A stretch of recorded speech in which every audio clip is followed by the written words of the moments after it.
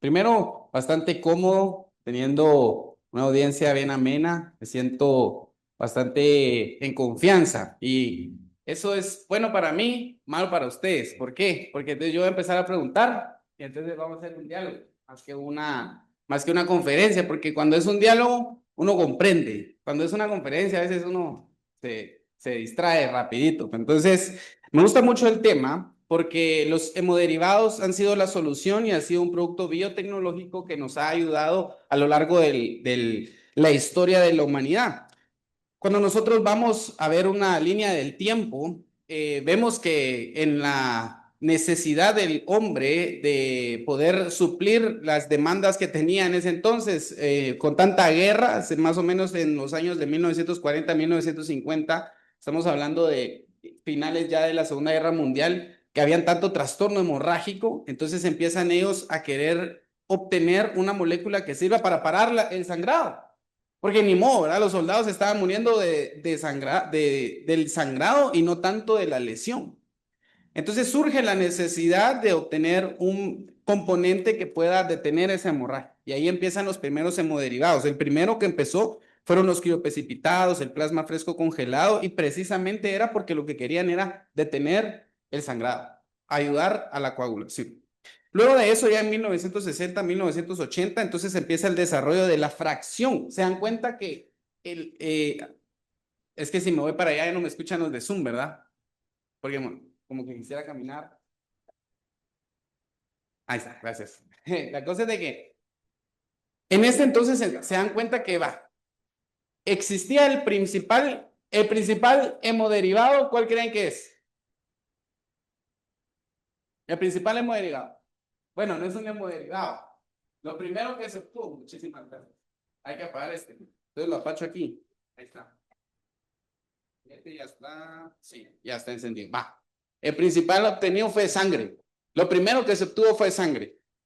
Después de que se obtuvo la sangre, entonces ya se filtró, se hizo la precipitación y entonces se dieron cuenta que habían diferentes elementos de la sangre y dentro de ellos, como les digo, el plasma y los crioprecipitados. Pero después se dieron cuenta que todavía se podía fraccionar aún más.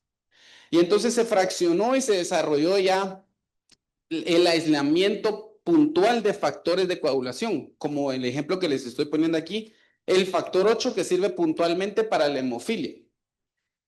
Y luego, cuando ya empiezan ellos, entonces ya agarraron la sangre, le hicieron un proceso de no descomposición, sino de fraccionamiento, y cuando la fraccionan, obtienen el crioprecipitado, luego la vuelven a fraccionar y obtienen los factores de coagulación, pero luego se van más para allá y se dan cuenta de lo siguiente. Si ustedes hoy en día tocan algo con sangre, ¿se van a lavar las manos o no? Espero yo, ¿va? Si no, pero bueno, ¿por qué? ¿Por qué razón ustedes se van a lavar las manos si tocan sangre? ¿Contaminación de qué? Porque la sangre debería ser estéril, ¿o no? Porque si en la sangre hay bacterias, estamos en una septicemia o una contaminación. La sangre debería ser estéril. Entonces, ¿contaminación a qué?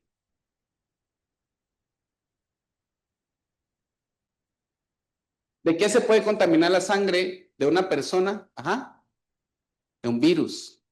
De virus como el HIV, como la hepatitis. Virus que están ahí circulantes y que posiblemente tal vez no están activados o sí, pero que el cuerpo no era capaz de desechar. Y entonces cuando ellos empezaron a fraccionar la sangre, entonces fraccionaron la sangre, obtuvieron los precipitados. Fraccionaron los precipitados, obtuvieron los factores de coagulación. Pero aún ahí habían factores virales que podían enfermar a la gente. Y entonces ellos fueron actualizándolos y lo que obtuvieron fue una seguridad viral. Y entonces incorporaron técnicas como las que están ahí de solvente detergente, pasteurización y nanofiltración, que permiten que estas moléculas que son para tratar gente ya no transmitan enfermedades. Y aún más actualmente, hoy en día, ahora le están metiendo inteligencia artificial y genética. Pero de eso vamos a hablar en un momentito. Y entonces, ¿qué fue lo que aprendieron?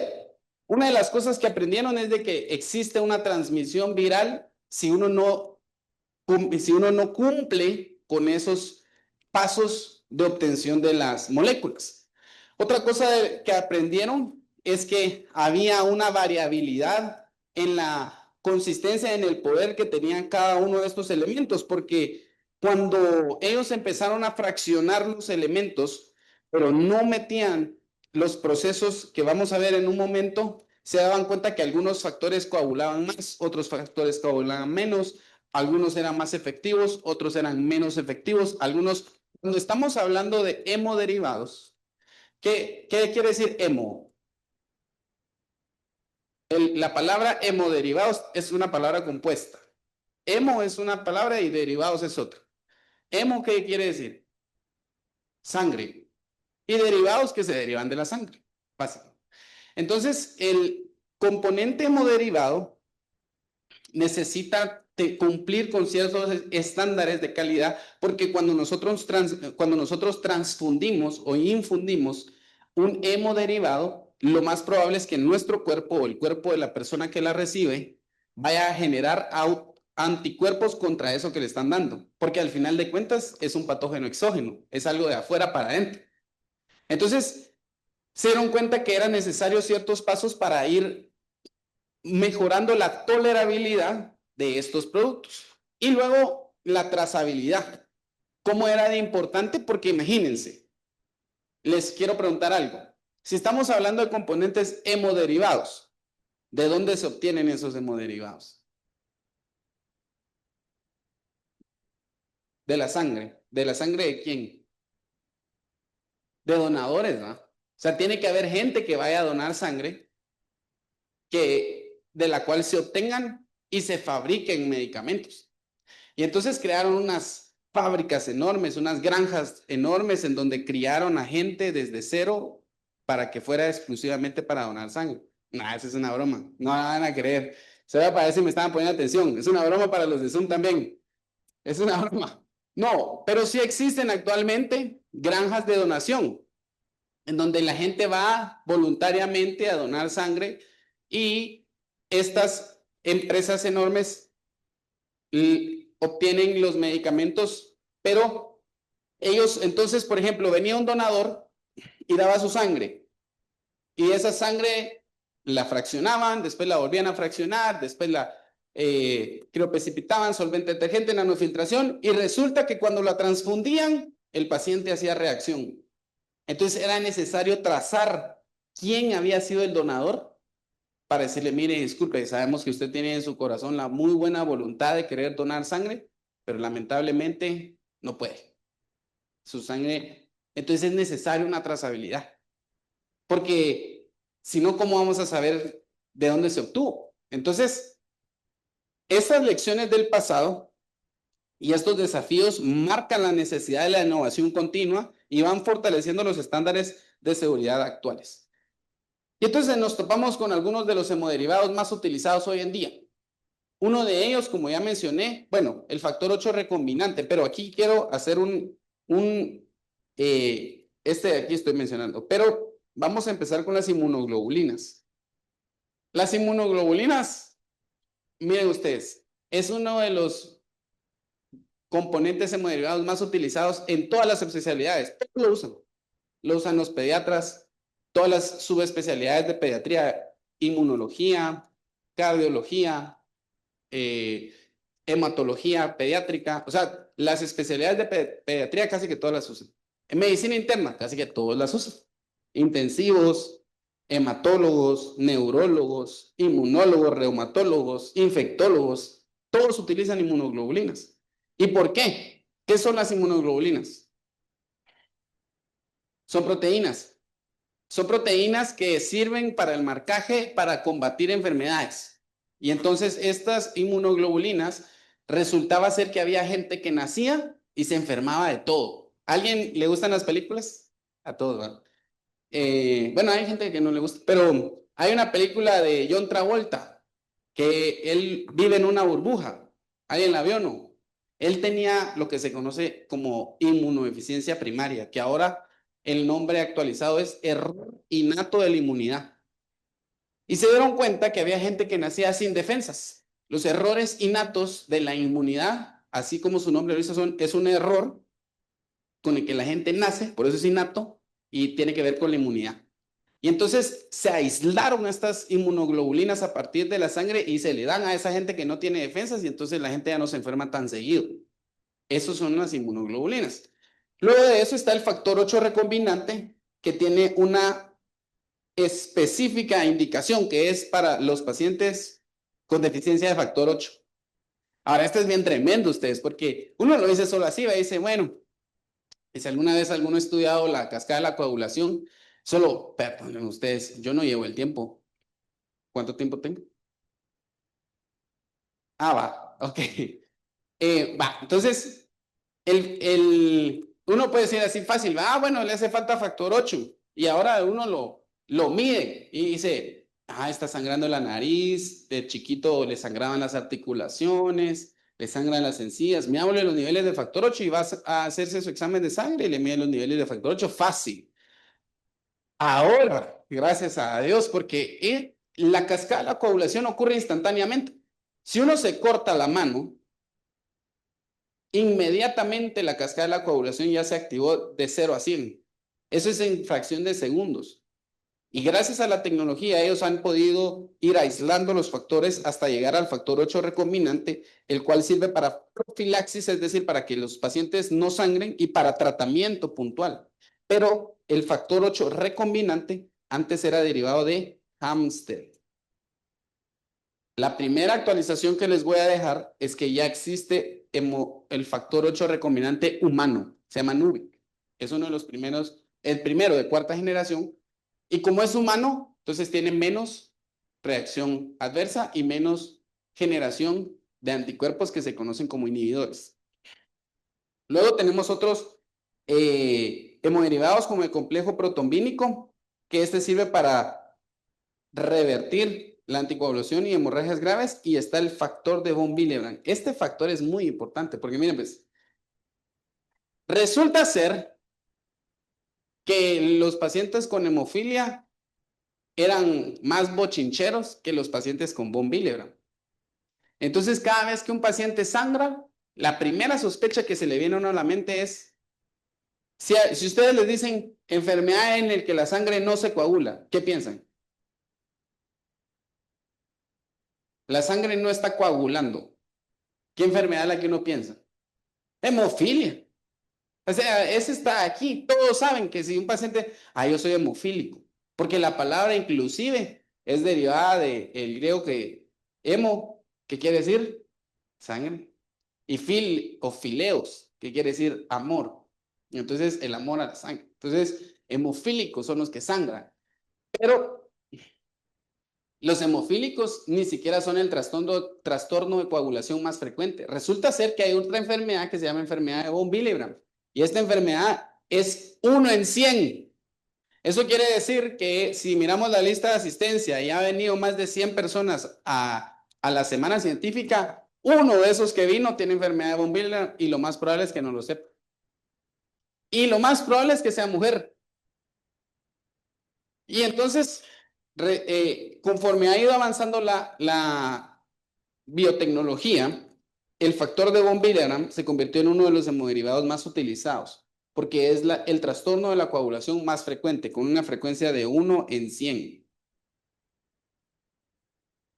Entonces tenemos inmunoglobulinas que pasaron del 5% al 10%, y esa es la razón por la cual hoy estoy aquí, porque ya existe una inmunoglobulina al 10% con velocidad de infusión rápida, es decir, ya se puede pasar STAT, casi que, no STAT, pero sí casi que, ya vamos a hablar un poquito de eso. Bueno, entonces yo no me voy a seguir alargando porque ya voy así justito con el tiempo. ¿Qué es el control de calidad en los hemoderivados? Mire, pues entonces el control de calidad en los productos hemoderivados es un proceso que garantiza la pureza, la seguridad viral, la potencia, que era lo que estábamos hablando, ¿verdad? Que sea efectivo, es decir, que se obtenga pero que sirva. Y la trazabilidad, lo que estamos hablando también, que se sepa de dónde viene ese hemoderivado. Y este control se aplica en cada etapa del proceso, no solo en la etapa final. Y gracias a Dios ya existen estándares de calidad internacionalmente conocidos, como lo son la GMP, la farmacopea europea, FDA, EMA y estándares de la OMS. Entonces, si un hemoderivado no tiene FDA y no tiene EMA, duden de él. Duden de él porque lo más probable es que no haya pasado los procesos que ya hablamos un poquito, pero que vamos a ir viendo un poquito más. Entonces hay pilares fundamentales, pero vamos a verlos así puntual. Está el control exhaustivo de la materia prima, la validación del origen con códigos trazables, cumplimiento de normas de fraccionamiento y almacenamiento. Pero, entonces, el punto número 1, el control de la materia prima, el plasma. Una vez se obtiene el plasma, se le tienen que hacer pruebas virales. Y ahí se le corren todos los virus. Entonces se le corre este, y se mira que no tenga ninguna traza de virus. Luego se mira la trazabilidad. Entonces se le da al donante y a la donación un código específico que permite la trazabilidad. Lamentablemente no tenemos ahorita un frasco de alguno de los hemoderivados, pero dentro de los hemoderivados está el lote y cada lote tiene un código y cada código está específico por donador. Entonces la trazabilidad es específica. Y por último está la lectura de anticuerpos. Se hace un análisis de anticuerpos específicos y un perfil inmunológico a cada donación. Entonces existen 4 etapas críticas que son el fraccionamiento. Hablábamos de la separación. Cuando ya obtenemos de la sangre el plasma, entonces se hace el fraccionamiento del plasma. Ahí se obtienen las fracciones proteicas por medio de procesos como la precipitación con etanol o cromatografía. Luego de que ya se obtuvo y se separó y se fraccionó el plasma, pasa a la purificación. Ahí en la purificación se eliminan todas las proteínas que no se deseen, se eliminan y se hace la concentración del factor o de la inmunoglobulina que deseemos. Después, ya que obtuvimos el factor o la inmunoglobulina o lo que necesitemos, entonces se hace la inactivación viral. Porque puede ser que esa molécula que hemos obtenido tenga virus, pero haya que inactivarla. Entonces es necesario hacerle procesos como el solvente detergente, pasteurización o nanofiltración. Y aquí estamos hablando de una de las actualizaciones, porque actualmente, si ustedes miran en los procesos de compra de los hospitales grandes, y más que todo cuando hablamos al nivel de sistema público, vamos a hablarlo solo por el ejemplo que quiero dar ahorita, ellos dicen con 1 o más procesos de filtración viral. Y entonces, si una molécula tiene 3 y la otra tiene 1, ¿cuál molécula se pondrían ustedes? Ah, que tiene 3, ¿no? Bueno, tal vez alguien, no, yo la que tiene 1. No, mientras más procesos de filtración y de inactivación viral tenga, mejor la molécula, porque va a ser más segura. Y por último, se hace un control final. Ahí se hacen ensayos de estabilidad, se mira la potencia biológica y la estabilidad. Y es interesante porque los donadores que atienden a estas granjas, cuando ya se obtiene su molécula, hay veces que la primera donación ni siquiera se usa para un medicamento que se vende. Sirve para ensayos. Se mide en laboratorio qué tan potente es ese donador, qué tan potente es la sangre de esa donación. Y entonces a partir de ahí ya se puede utilizar la siguiente donación para hacer medicamento.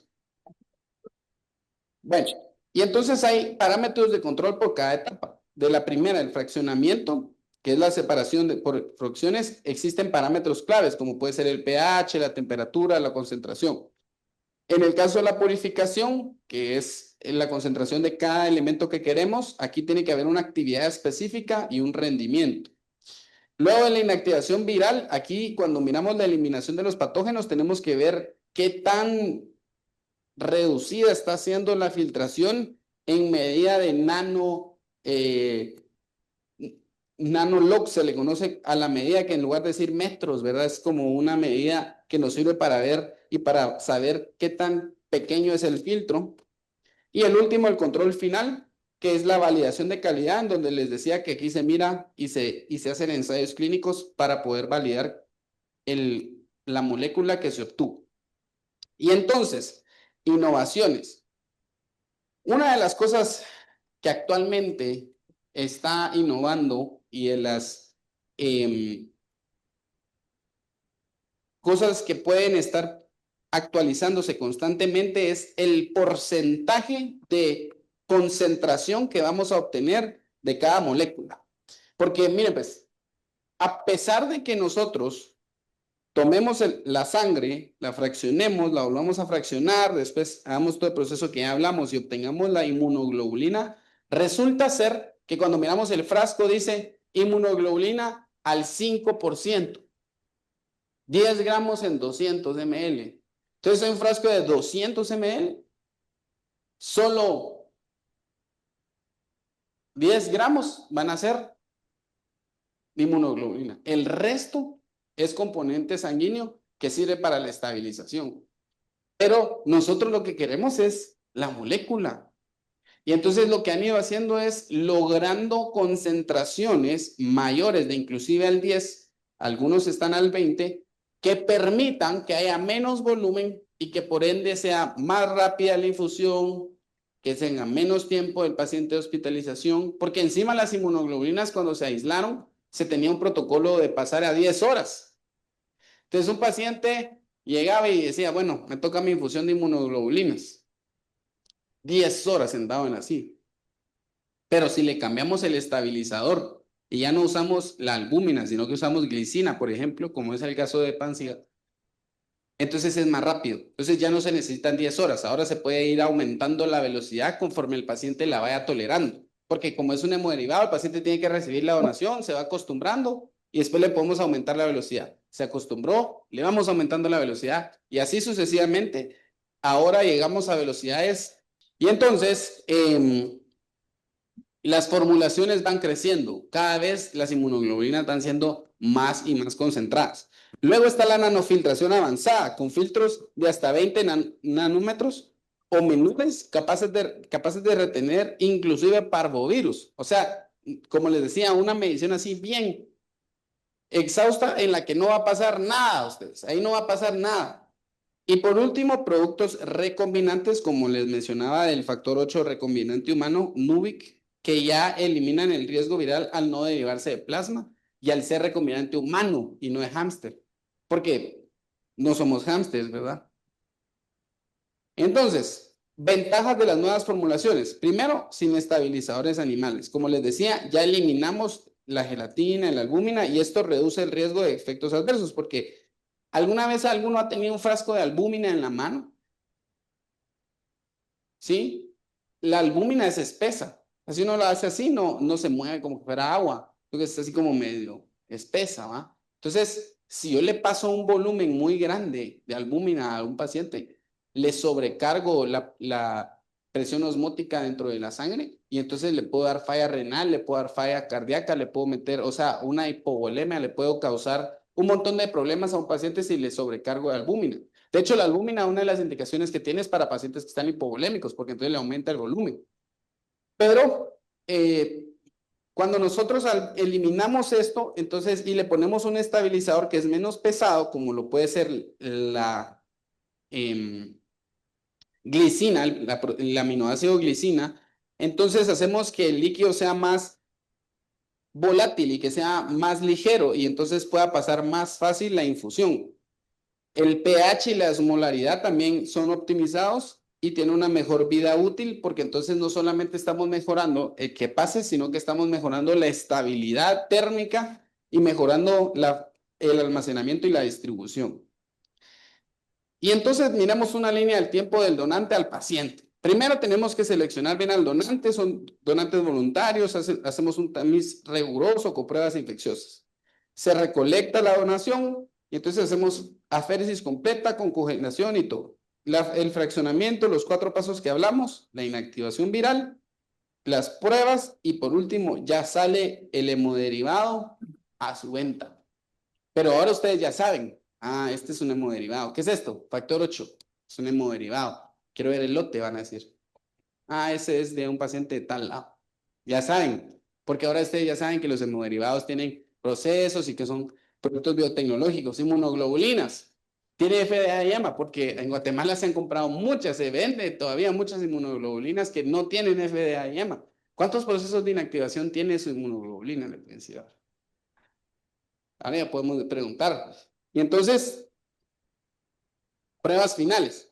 Ningún lote se libera si no tiene el ensayo de potencia biológica, pureza proteica, ensayo de estabilidad y certificado. Y entonces, ya que tenemos eso, novedades en la tecnología de vanguardia. Esto es muy importante y aquí me voy a nuevamente detener un poquito porque es lo nuevo, lo que está actualmente revolucionando el mercado. Una de las cosas que está pasando es la formulación alta, como les mencionaba, las concentraciones altas y que se puedan administrar subcutáneamente. Ya existen inmunoglobulinas que se administran de forma subcutánea. Entonces, un paciente pediátrico que nace sin defensas, pero que alguna vez alguien ha canalizado a un recién nacido, ¿ustedes? Ah, la señora, ya. Bien, las pilas. Fíjense que yo, no me están preguntando, pero les voy a contar. Tengo una nena actualmente tiene 1 año, 4 meses. Cuando tuvo 7 días, una médico va a ustedes, pero papá novato y todo, la nena tuvo reflujo y se ahogó. Entonces yo dije, yo rápido, uno piensa lo peor, ¿va? Bronco aspirado, ¿va? Entonces me la llevé a la emergencia y todo. Hay que canalizarla. 10 pinchones ustedes y no la canalizaban. Qué difícil, ¿va? A mí no me dolió, a mi esposa tal vez un poco más. Yo porque he visto eso un montón y le decía, mi amor, así es, o sea, toca. ¿Qué más se puede hacer? No se puede hacer nada. Pero la ventaja de ahora es que ya existen hemoderivados que se están formulando a manera que se puedan dar subcutáneamente, porque están encontrándole vía a la gente cuesta más. Imagínense un paciente hemofílico que le tienen que pinchar, le pinchan y ya no deja de sangrar. Entonces es mejor un factor 8 subcutáneo, ¿eh? Que también ya está en formulación. Entonces, innovaciones es altas concentraciones y cambios en la manera de administración. Luego, procesos de inactivación viral avanzada. Y aquí estamos hablando de procesos basados en riboflavina y luz ultravioleta, que actualmente pues están algunos fabricantes explorando para poder favorecer y no afectar la calidad de las proteínas.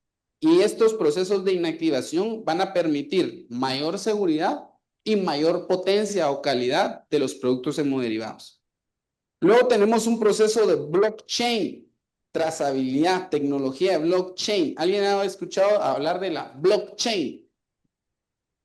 Eso es lo que está utilizando actualmente las criptomonedas. Principalmente salió a la luz cuando la gran criptomoneda que es Bitcoin salió, porque la blockchain es una red de bloques que tiene diferentes copias en múltiples lugares y que si yo saco de esa blockchain un bloque, las demás copias van a verificar que el bloque que yo saqué o está mal, o es chafa, o no va en donde está. Entonces es una verificación trazable totalmente por medio de la tecnología y por medio del Internet que permite trazar todas las donaciones y todos los medicamentos de donde se obtienen. Pero esta es tecnología, inteligencia artificial, Internet, que se está actualizando cada vez más. Y por último, medicina de precisión. También se está basando hacia una personalización mayor, adaptando las dosis y los productos finales a perfiles genéticos. O sea, se le hace a la persona un examen genético en el que todos aquí tenemos un código genético. El código genético es como los planos de una casa. Si yo agarro los planos de una casa y se la doy a 10 diferentes arquitectos y equipos de construcción, los 10 van a construir la misma casa, porque los planos son iguales. Hay cosas que puedan variar, como por ejemplo, el blog puede ser uno que escoja mejor calidad del otro y así, pero al final el producto final van a ser muy similares porque los planos son iguales. El código genético de ustedes son esos planos. Si nosotros les tomamos el código genético y tuviéramos una máquina en donde podemos meterlo y fabrica una persona, va a salir alguien muy similar a ustedes. Puede ser más flaquito, puede ser más gordito, dependiendo de otras cosas como estábamos hablando de los estilos de vida, alimentación, etcétera. Pero el código genético es único y eso marca muchas cosas. Por ejemplo, Dependiendo de mi código genético, yo tengo predisposición o no a enfermarme de gripe. Dependiendo de mi código genético, yo tengo mejor reacción a comer alimentos o no derivados de la leche, derivados de la carne, derivados de frutas, derivados de verduras. A eso se le llama medicina de precisión, porque ya se está haciendo secuenciación genética pues, completa del exoma y genomas también, que permiten saber cómo su ADN va a reaccionar a un medicamento. Entonces, el futuro es, primero me hago un perfil genético yo, ya que yo tengo mi perfil genético, entonces miran con base al perfil genético cuál es el medicamento que más me va a funcionar a mí. A eso se le llama medicina de precisión y a eso vamos avanzando en la biotecnología de los hemoderivados. Y entonces, ya para ir terminando, ¿por qué verificar cada paso de seguridad es importante? Primero, lo común, ¿verdad? Lo de sentido común, que es prevención de riesgos infecciosos. Aquí hay control que asegura la ausencia de patógenos y enfermedades, etcétera. Luego, la consistencia y la eficacia en el tratamiento. No todas las inmunoglobulinas son iguales. Y los hemoderivados, miren, yo siempre doy el ejemplo de las marcas a ustedes. Si ustedes quieren comprar un par de zapatos, no es lo mismo comprar un par de zapatos Nike, Adidas, a comprar Chicote, porque Chicote nunca falla. Va, la mejor marca. Entonces, es igual. Los hemoderivados tienen marcas. Y las marcas incluyen todo. Incluyen de dónde es la granja de donación. Incluyen cómo se hizo el proceso de purificación. Incluyen cómo se hizo el proceso de fraccionamiento, de obtención, de nanofiltración, de empacamiento y de venta y los ensayos clínicos y todo. Entonces los hemoderivados también tienen certificados de calidad que nunca te fallan.